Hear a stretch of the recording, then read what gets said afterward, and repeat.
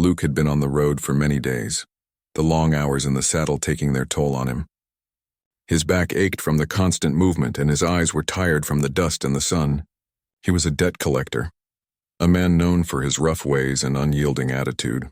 In his line of work, he had seen it all: people who tried to hide from their debts, those who begged for more time, and even a few who had tried to fight him off.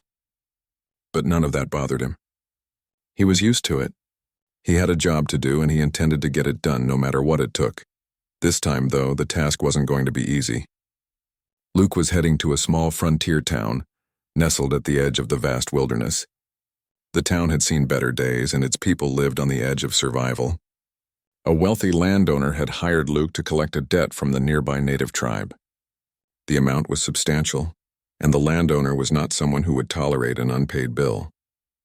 But as Luke rode toward the town, he knew this wouldn't be like any other debt collection he had done before. The people in this part of the country had long had a tense relationship with the native tribes. The settlers viewed them as obstacles to their growth, while the native people saw the settlers as invaders, encroaching on their land and way of life.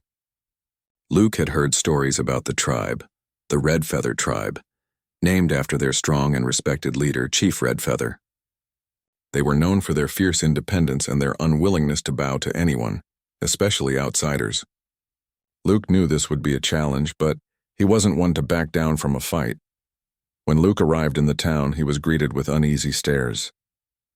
The townspeople knew what he was there to do, and most of them didn't want any part of it. They had their own troubles and didn't want to get involved in what was bound to be a difficult and dangerous situation. But Luke didn't need anyone's help. He was used to being alone, and that was the way he preferred it.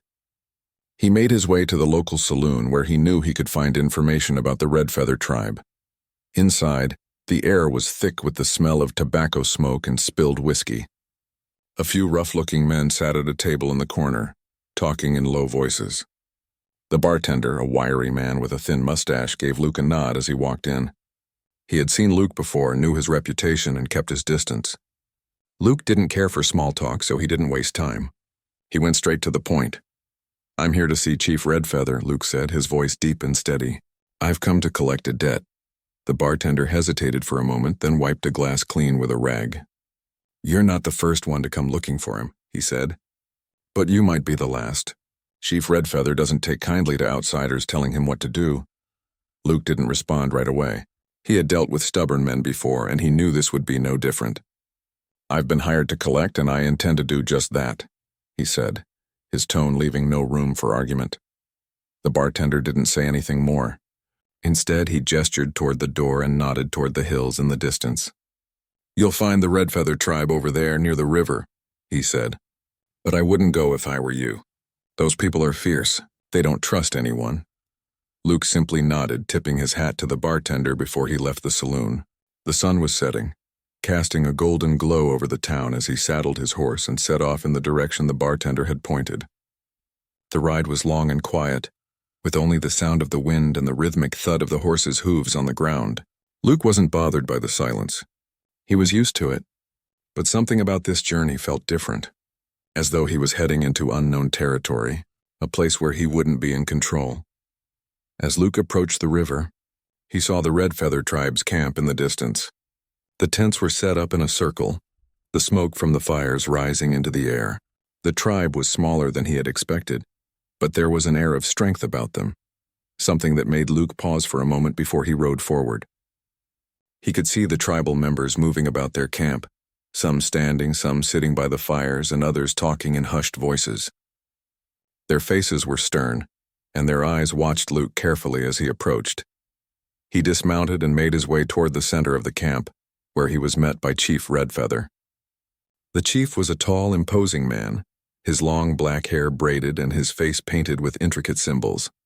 His eyes were sharp and there was a quiet power in his gaze. He didn't smile as he looked at Luke, but there was a sense of recognition in the way he studied him. "I've come to collect the debt," Luke said, his voice steady but firm. The chief didn't respond right away. He simply regarded Luke with a calm expression. Then after a long pause, he spoke. "You want payment for something that is not ours to give," Chief Red Feather said, his voice low but filled with authority. "We owe nothing to the settlers. Nothing." Luke was taken aback by the chief's defiance. He had expected resistance, but this was different. The chief wasn't afraid, and he wasn't going to be intimidated. Luke felt a flicker of respect for the man, but that didn't change the fact that he had a job to do. "We don't have much time," Luke said, his voice growing more insistent.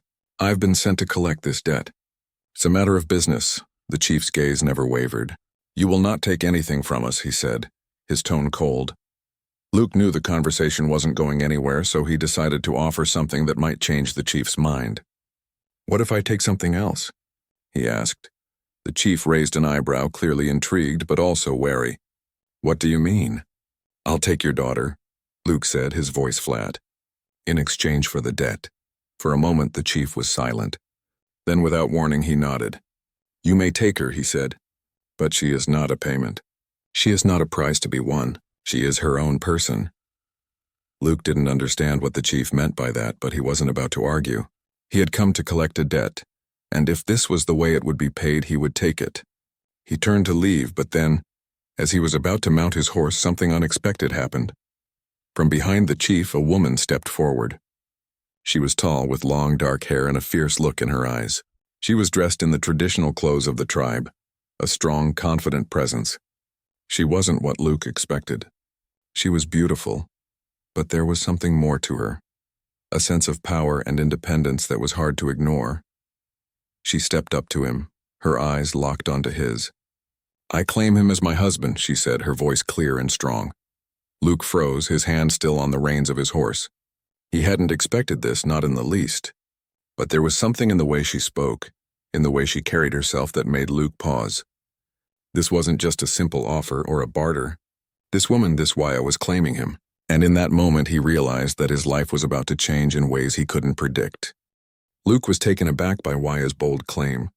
His first instinct was to laugh it off, to reject the idea outright. After all, he was a man of business, not one for marriages of convenience. He had come to collect a debt, not to marry a woman he had just met. But there was something about her that made him hesitate. She wasn't afraid, not in the least. There was strength in her eyes, in the way she stood before him, and Luke found himself momentarily uncertain about how to respond. "What did you say?" Luke asked, his voice thick with disbelief. He had to be sure he had heard her right. Waya didn't flinch. She stood tall, her gaze unwavering. "I claim you as my husband," she repeated, her voice clear and firm. "I am Waya, daughter of Chief Redfeather. I belong to you now." The words seemed impossible, yet they hung in the air like a weight pressing down on Luke's chest. His mind raced as he tried to make sense of the situation. He had come for a simple debt collection, but now, in a matter of moments, his whole world had shifted. "You're serious?" Luke asked, though part of him already knew the answer. Waya's eyes told him everything he needed to know. She was not joking. "Serious," she replied without hesitation. "It is our way, a payment for the debt owed. But more than that, I claim you as my husband. It is my right." Luke's mouth went dry as he tried to process what was happening. This wasn't a simple trade. This wasn't some offer of a token gesture. Waya wasn't offering herself as payment. She was taking him, marking him as hers. It was a custom he didn't understand, but there was no mistaking the strength in her words. Chief Redfeather watched the exchange from behind, his expression unreadable. He gave a slight nod as though giving his blessing. Luke could feel the weight of his gaze, steady and unyielding. The silence stretched for what seemed like an eternity. Luke's hand was still gripping the reins of his horse, but his mind was elsewhere, torn between the strange customs of the tribe and the life he had known. He had no intention of staying here longer than necessary, but the force of Waya's claim was hard to ignore. "I came for a debt," Luke said, trying to regain control of the situation. "Not for this."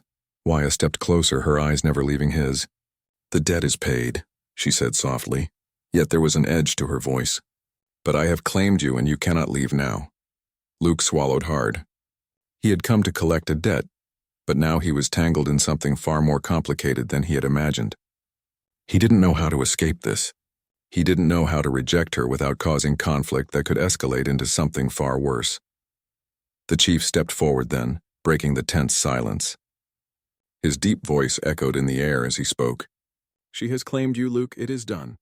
If you accept, you will take her as your wife. If you refuse, you will not leave here unscathed. Luke looked at the chief, his gaze searching for any sign of weakness, any loophole he could exploit to get out of this situation. But there was nothing. The chief was resolute, and so was Waya. It was clear that this was not a simple offer of marriage. This was a binding custom, one that carried deep cultural significance. Waya's presence was powerful, and Luke could feel the tension between them grow stronger. She didn't speak of love, of affection, or even of choice. She spoke of duty, of tradition. She wasn't asking for his consent. She was claiming him, and Luke's place in the world was shifting in ways he could never have anticipated. For a moment, Luke thought about refusing, about riding away and leaving this strange situation behind. He could go back to his life as a debt collector, continue with the work he knew so well. But something inside him stirred, a curiosity, a need to understand what was happening. He wasn't just a collector of debts anymore.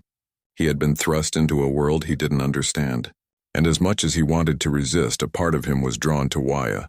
His gaze met hers, and for the first time he saw something in her eyes, not just strength, but something softer, something human. She wasn't a payment. She wasn't a prize. She was a woman with her own will, her own story, and her own place in the world. And somehow he found himself wanting to learn more about her, even if it meant stepping into a life he hadn't chosen. "All right," Luke said at last, his voice quiet but firm. "I'll stay. But know this, I didn't come here for this. I didn't come for a wife." Waya didn't smile, but her eyes softened ever so slightly. "It is not about what you came for," she replied. "It is about what the world has brought us to. We are bound by what has happened, by the choices we now must make." The chief nodded once more, as if the matter was settled. "It is done, then. You will take her with you, and your debts will be settled." Luke glanced at Waya again. She wasn't looking at him with affection, but there was a quiet understanding between them, something unspoken. The connection between them had been formed, not by his choice, but by hers and by the customs of her people. And now, he had to figure out what that meant for his future. As the chief and the others of the tribe watched, Luke turned and walked toward his horse. Waya followed him, her movements confident, unhurried. She mounted her own horse, sitting tall in the saddle, her gaze fixed ahead. There was no hesitation in her actions, no uncertainty. She had claimed him, and now they would ride together.